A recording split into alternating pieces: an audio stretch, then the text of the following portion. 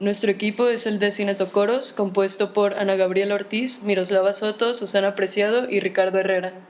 El tema es ciclo celular y control, mitosis y meiosis. El objetivo de este video es describir el ciclo celular analizando cada una de sus fases y su regulación. Comenzaremos explicando brevemente qué es el ciclo celular. Este es un proceso ordenado en que la célula crece y se divide en dos células hijas. El tiempo varía de acuerdo al estirpe celular, pero su promedio es de 24 horas. A las células en el ciclo celular se les denomina proliferantes, mientras que a las células en G0 se les denomina quiescentes. Comenzaremos explicando la etapa G1 del ciclo celular, la cual es la etapa preparativa de la fase S. Esta va a durar entre 6 a 12 horas, aunque su tiempo puede variar mucho. Es la etapa en que la célula alcanza su mayor crecimiento. Después tenemos la etapa S, la cual es la replicación del ADN. Esta suele durar entre 10 a 12 horas, siendo la más larga. Cada cromosoma se duplica para producir cromátides hermanas idénticas que se volverán visibles cuando los cromosomas se condensen al inicio de la mitosis. Las dos cromátides permanecerán unidas en el centrómero. La replicación de este ADN es crítica. El material genético debe duplicarse para que las células hijas reciban conjuntos de cromosomas idénticos. Después encontraremos la etapa G2, la cual es la etapa preparativa para la etapa M. Esta dura entre 3 a 4 horas y es el intervalo entre la duplicación de cromosomas y el inicio de la mitosis. En esta la célula crece y se sintetizan proteínas que van a ser esenciales para etapas después de la mitosis. A esto se le denomina interfase, que es cuando la célula aumenta de tamaño y se replica el ADN de los cromosomas y el centrosoma se duplica, en resumen. Después vamos a tener la etapa M, que consiste en mitosis y citocinesis. Esta dura alrededor de 30 minutos. La etapa M se divide en 6 etapas, 5 fases de mitosis y la citocinesis. La primera fase de la mitosis es la profase, en la cual los cromosomas duplicados se empiezan a condensar, los nucleolos empiezan a desaparecer y el huso mitótico comienza a formarse. Que los nucleoles comiencen a desaparecer es una indicación de que el metabolismo celular se detiene y enfoca la energía a la división celular. También los microtúbulos de diferentes polos se extienden en todas direcciones e interactúan unos con otros. Después tenemos la prometafase. Durante esta etapa se forman 3 tipos de microtúbulos: los microtúbulos astrales, los microtúbulos del cinetocoro y los microtúbulos interpolares. Las proteínas motoras van a ser partícipes en parte en el ensamblaje del huso. Se va a degradar la envoltura nuclear, esto mediante una fosforilación, por lo que el huso cromático va a invadir la región del núcleo. El inicio de la prometafase, los microtúbulos se unen al azar al cinetocoro de solo una de las cromátides hermanas, mientras que al final de esta prometafase, la cromátide hermana que no está unida al microtúbulo se une de tal manera que las cromátides hermanas ahora se encuentran unidas a microtúbulos de polos opuestos. La atracción de los cromosomas en direcciones opuestas por los polos del huso va a generar tensión. En promedio, la cantidad de microtúbulos que se unen a cada cinetocoro humano es de 20 a 40. Después de la prometafase vamos a tener a la metafase, en la cual los cromosomas se alinean con el ecuador del huso. A mitad de camino, entre ambos polos del huso, se va a formar la placa metafásica. Las principales fuerzas que van a llevar a los cromosomas hacia el ecuador son un equilibrio entre la polimerización y despolimerización de los microtúbulos, la acción de las proteínas motoras de los microtúbulos. Luego vamos a tener la anafase, la cual es la consecuencia de 2 procesos del huso mitótico. Tenemos la anafase A y la anafase B. Durante la anafase A, los microtúbulos del cinetocoro se acortan por despolimerización y los cromosomas unidos a ellos se desplazan en dirección al polo. Se piensa que la fuerza de desplazamientos en la anafase A es medida por proteínas motoras asociadas con los microtúbulos, las cuales por hidrólisis de ATP eliminan unidades de tubulina. Anafase B. Las fuerzas impulsoras de este movimiento dependen de la acción de las proteínas motoras cinesina y dineína, las cuales van a provocar que los microtúbulos interpolares se deslicen unos sobre otros, que los microtúbulos astrales, los cuales están asociados con la membrana plasmática, traccionen cada polo del huso hacia la corteza celular adyacente, separando así los 2 polos del huso.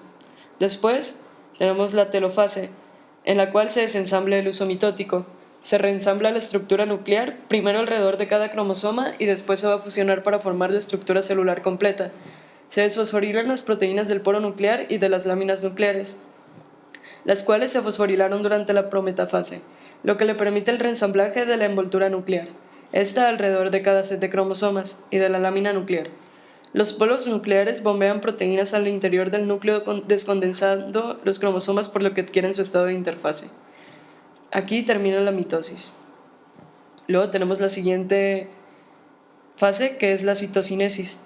Aquí el citoplasma se divide en dos por la acción de un anillo contráctil por debajo de la membrana plasmática, de filamentos de actina y miosina, que va a dividir la célula en dos células hijas. Las mitocondrias y los cloroplastos se duplican y se distribuyen al azar. El aparato de Golgi se fragmenta durante la mitosis y los fragmentos se distribuyen al azar. El retículo endoplásmico permanece intacto durante la mitosis y es seccionado en dos durante la citocinesis, donde cada sección se distribuye en cada una de las células hijas. Algunos compuestos utilizados para inhibir el ciclo celular son la colchicina y el taxol. En la colchicina, la mitosis se inhibe con células tratadas con concentraciones bajas de este compuesto, la colchicina, ya que altera el ensamblaje y desarmado de los microtúbulos. Esta se utiliza para el tratamiento de la gota. Después, el taxol, a concentraciones bajas se une a los microtúbulos y los estabiliza, inhibiendo así su acortamiento. Este se utiliza para el tratamiento del cáncer ovárico. Ya que hemos terminado de explicar lo que es el ciclo celular, vamos a pasar a cómo este se controla. El ciclo celular va a estar controlado por señales extracelulares e intracelulares. Algunas de las señales extracelulares son el estado nutricional, los factores de crecimiento y los mitógenos. Los mitógenos son las proteínas secretadas que se unen a receptores de la superficie, inducen diferenciación o proliferación. Algunos de los mitógenos son la prolactina, la cual va a actuar durante la diferenciación de las células epiteliales a células acinares en las glándulas mamarias. Otro mitógeno es la eritropoyetina, la cual va a actuar sobre la proliferación de los eritrocitos. Las interleucinas, de las cuales hay diversas, la interleucina 2 va a actuar sobre la proliferación de células T del sistema inmune, esto significa que van a destruir a las células infectadas, y la interleucina 4, que va a actuar sobre la proliferación de las células B productoras de anticuerpos. También tenemos como otro mitógeno al factor estimulante de granulocitos. Este va a actuar sobre la proliferación y diferenciación de los granulocitos, que son glóbulos blancos que inactivan bacterias y otros patógenos. También están el factor de crecimiento de plaquetas y el factor de crecimiento epidermal. Estos actúan en la proliferación de un amplio rango de tipos celulares. Un último mitógeno que mencionaremos es la hormona del crecimiento.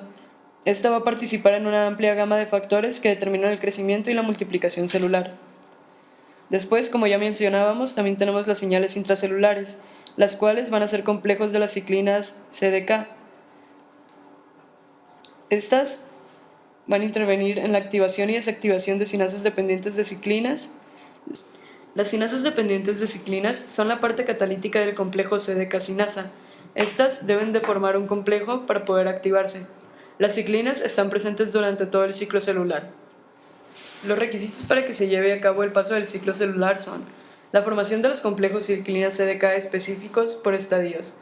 Las concentraciones de los diferentes tipos de ciclinas varían de acuerdo al momento de la división celular en que se encuentra la célula.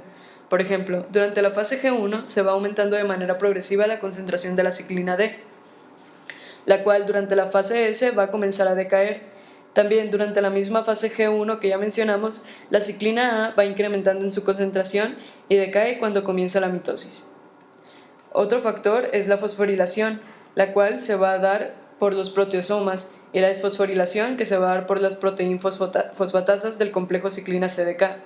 La proteólisis, la cual es la degradación de ciclinas en proteosomas que están marcadas con ubiquitina.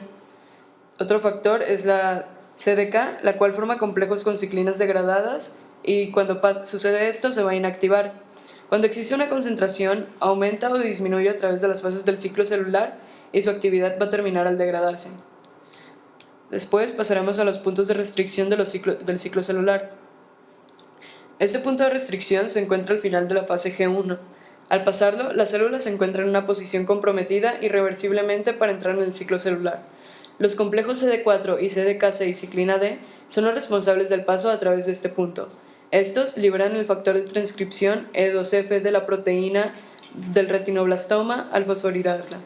El E2F estimula la síntesis de CDK2 y de ciclina E, las cuales son necesarias para el progreso de la fase G1 a la fase S.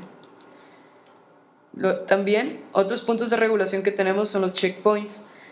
Estos son diversos puntos de control a lo largo del ciclo celular.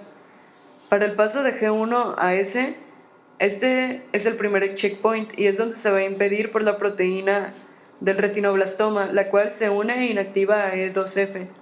En el paso de G1 va a ocurrir un aumento de la ciclina D y de la ciclina E. Ambas se van a combinar y van a fosforilar al factor de retinoblastoma, la cual va a liberar a E2F. La proteína E2F va a estimular la expresión genética, la cual va a producir enzimas necesarias para la replicación del ADN. Por consiguiente, se va a poder avanzar a la etapa S. El segundo checkpoint es del paso de la fase G2 a la fase M. Aquí va a haber un aumento de la ciclina B, la cual se va a combinar con el factor promotor de la mitosis. Este factor promotor de la mitosis se activa cuando se desfosforila y alcanza su máxima concentración durante la mitosis. En la metafase es el tercer checkpoint. Este va a demorar el inicio de la anafase cuando todos los cromosomas estén alineados en la placa ecuatorial. Los cinetocoros se unen a las fibras del uso de los polos opuestos, y los cromosomas no alineados van a permitir que se bloquee el punto de control. El factor promotor de la mitosis se va a encontrar activo y detiene a la célula para que ésta siga en mitosis. Ya terminando toda mitosis, hemos terminado el ciclo celular. Ahora vamos a proseguir con la meiosis. Esta va a constar de dos etapas, la meiosis 1 y la meiosis 2. Durante la meiosis 1 se va a dar una división reduccional en la que los cromosomas homólogos se separan y el número de cromosomas se divide a la mitad, mientras que en la meiosis 2 va a haber una división ecuacional en la que se segregan cromátides. La meiosis 1 tiene 4 etapas. El resultado de esta meiosis 1 van a ser células diploides 2N. La primera etapa de la meiosis 1 es la profase 1, la cual se va a dividir en distintas subetapas. En el leptoteno, los cromosomas se dividen y se condensan, haciéndose más viables. En el cigoteno, continúa la condensación, los cromosomas se aparean y comienza la sinapsis, la cual es la asociación entre cromosomas. Luego el paquiteno, en el cual los cromosomas son cortos y gruesos, y se forma el complejo sinaptonémico.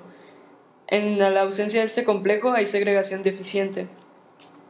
Luego está el entrecruzamiento, en el cual los cromosomas homólogos intercambian información y se crean nuevas combinaciones de alelos. Después, el diploteno, en el cual los centrómeros se separan un poco y los cromosomas permanecen unidos en el quiasma. Por último, la diacínesis, la cual continúa la condensación y los quiasmas se mueven hacia los extremos. Los cromosomas permanecen apareados solo en las puntas. La membrana se degrada y se va a formar el huso. Luego tenemos la metafase 1, en la cual hay una distribución aleatoria que es el intercambio de alelos en cromosomas distintos.